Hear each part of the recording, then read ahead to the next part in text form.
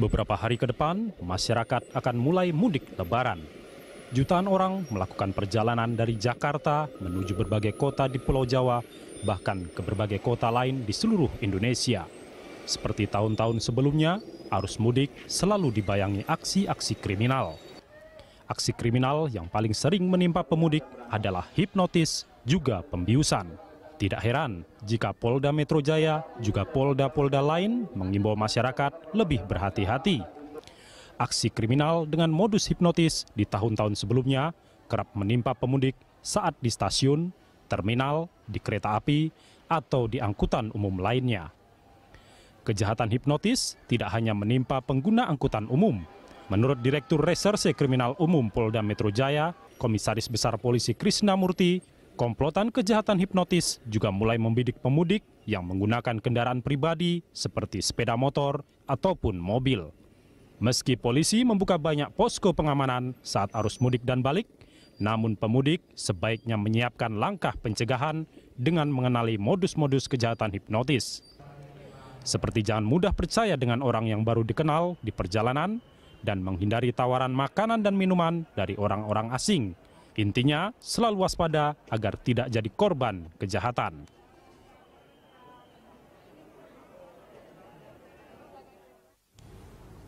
Awas hipnotis saat mudik, itulah tema dialog kita pagi ini. Untuk membahasnya di studio telah hadir profesional hipnoterapis Pak Ojat Sudrajat, dan melalui sambungan telepon ada Kombes Muhammad Iqbal, Kabid Humas Polda Metro Jaya. Pemirsa, kami juga mengundang Anda untuk memberikan komentar lewat SMS ke 0811-833-5551 atau melalui pesawat telepon di nomor 021-52900-308 atau 021-52900-311. Sebelum ke Mas Ojatsu, saya ke Pak Iqbal dulu. Pak Iqbal, selamat pagi Pak Iqbal. Selamat pagi, Mas. Ya, Pak Iqbal, ini kalau kita bicara soal kejahatan hipnotis, apakah sudah ada catatan selama Ramadan ini, Pak? Alhamdulillah, sampai saat ini belum ada kejahatan hipnotis. Modus ya, dengan modus hipnotis itu. Kita sudah melakukan antisipasi sebelum Ramadan, himbauan berupa spanduk-spanduk, berupa door-to-door, dan juga melakukan peningkatan patroli pada ruang-ruang publik seperti stasiun, terminal, dan semua lokasi-lokasi yang rawan aksi-aksi hipnotis tersebut. Oke, tadi stasiun, terminal, mana lagi Pak? Stasiun, terminal, itu bus, kereta api, dan juga seluruh ruang publik lainnya seperti mall, perbelanjaan, begitu ya, pusat-pusat ekonomi lah. Itu menjadi lokasi-lokasi di mana biasanya kejahatan hipnotis terjadi, Pak ya? Betul. Dari catatan kami, memang tempat kejadian perkara, aksi-aksi hipnotis itu terjadi pada ruang publik. Pada ruang publik memang, dan biasanya ramai seperti itu? Betul, sangat ramai. Nah, momentum pada saat arus mudik dan balik nanti menjadi sasaran mereka. Karena selain ramai, terus juga konsentrasi masyarakat juga kadang-kadang terpecah. Nah, disitulah mereka memulai aksinya. Karena memang pelaku-pelaku itu mengambil kesempatan itu. Ada beberapa korban yang memang terpengaruh, tidak sadar. Mereka ditatap lama, begitu ya. Terus ditawarin minum, makan, dan sebagainya. Disitulah aksi-aksi mereka. Modus-modus itu yang mereka lakukan dari catatan kami. Banyak juga pengungkapan kasus tahun-tahun lalu sudah kita lakukan. Kelompok-kelompok itu sudah menjadi catatan kami dari kawan-kawan reserse, seluruh Polres dan Polsek sudah memetakan kelompok-kelompok mana yang akan bermain. Mudah-mudahan kita dapat menekan kejahatan yang bermodus hipnotis ini, Mas. Oh iya, Pak Iqbal, maaf kalau dikatakan tadi bahwa sudah ada semacam catatan, sudah ada semacam apa namanya, ya mungkin ini apa namanya informasi di kepolisian ada kelompok-kelompok. Artinya sebetulnya mereka tidak main sendiri. Yang pertama, pelaku itu pasti tidak sendiri dan orang-orangnya sudah diketahui. Ya, begini, jaringan kelompok hipnotis kita kan punya catatan. Orangnya, jaringannya itu-itu saja, dan tanpa menyudutkan ini ya, suatu suatu etnis atau kelompok, biasanya aksi-aksi hipnotisnya dilakukan oleh kelompok-kelompok yang berbadan hitam, tinggi ya seperti India begitu ya. Dan itu harus diwaspadai, Mas. Oke, Pak, itu biasanya mereka kalau berkelompok itu berapa orang, Pak, untuk melakukan kejahatannya, Pak? Sebenarnya mereka melakukan kejahatan 1-2 orang, tetapi kan ketika kita lakukan pemeriksaan, penguraian terhadap si tersangka, mereka banyak jaringannya, 1, 2, 3 orang itu mereka berkelompok. Ada yang melakukan aksinya di misalnya stasiun Jatinegara, ada yang melakukan aksinya di Senen, Pulau Gadung, dan sebagainya. Oke, Pak Iqbal, ini modus-modus yang dilakukan sama mereka seperti apa contohnya, Pak? Modus yang dilakukan oleh mereka melakukan komunikasi langsung. Mereka memilih sasaran yang terlihat bingung, tergopoh-gopoh, dan biasanya sasarannya lemah, misalnya ibu-ibu gitu ya. Ibu-ibu membawa barang yang berat dan sebagainya, mereka melakukan komunikasi, berpura-pura melakukan pertolongan atau bahkan bertanya. Nah itu mereka menatap terus biasanya juga memegang salah satu daripada tangan dan lain sebagainya, terus langsung melakukan aksinya. Nah sehingga korban menurut apa yang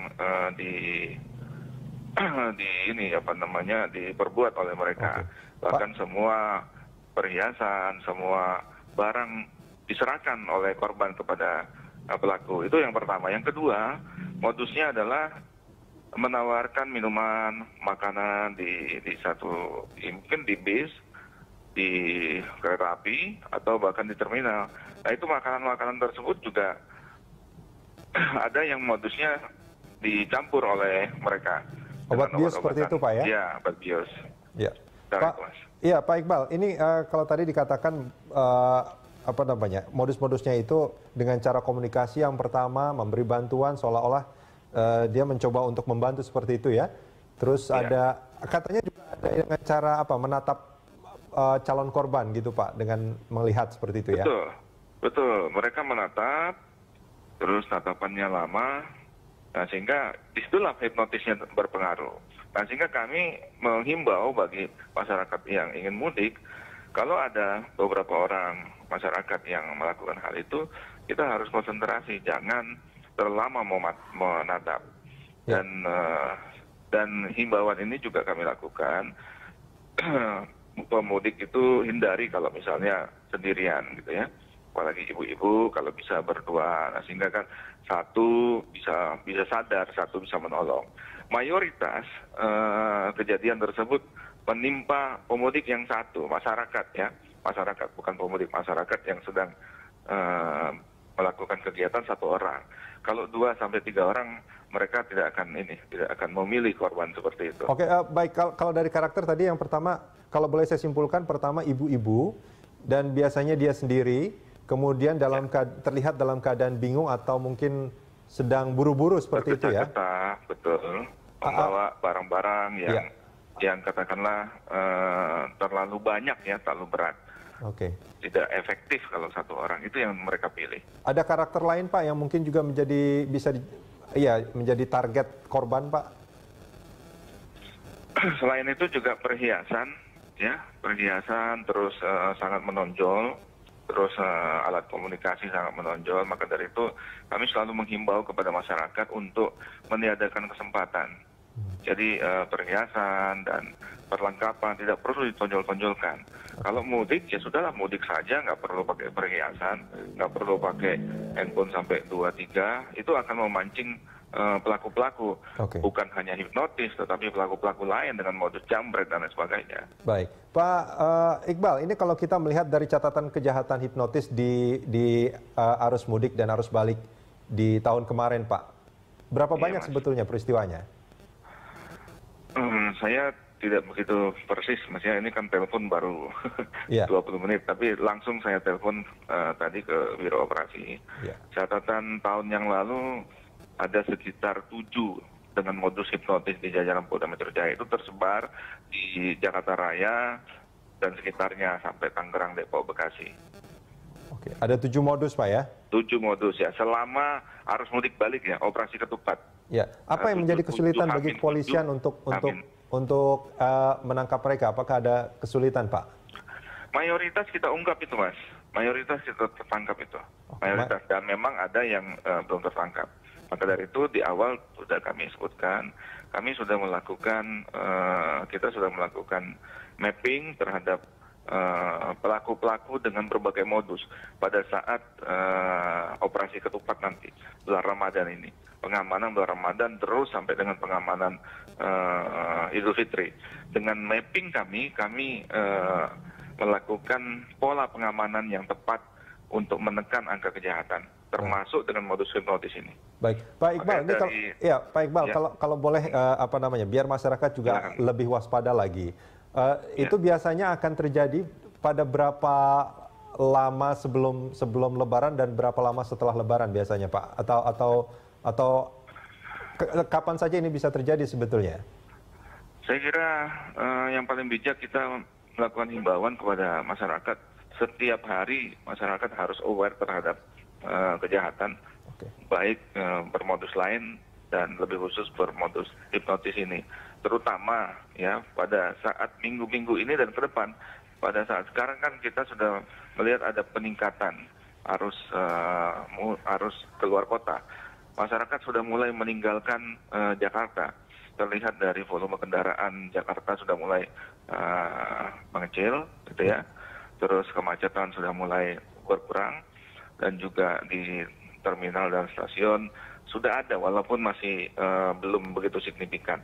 Nah, nanti mulai minggu depan itu memang volume masyarakat mudik yang menggunakan jasa kereta api, bis, dan pesawat di terminal, di stasiun dan sebagainya itu akan lebih meningkat. Nah, kami Polda Metro Jaya menghimbau kepada masyarakat, momentum inilah yang digunakan oleh pelaku-pelaku kejahatan, karena memang momentum ini paling rawan dan paling mudah dilakukan oleh mereka.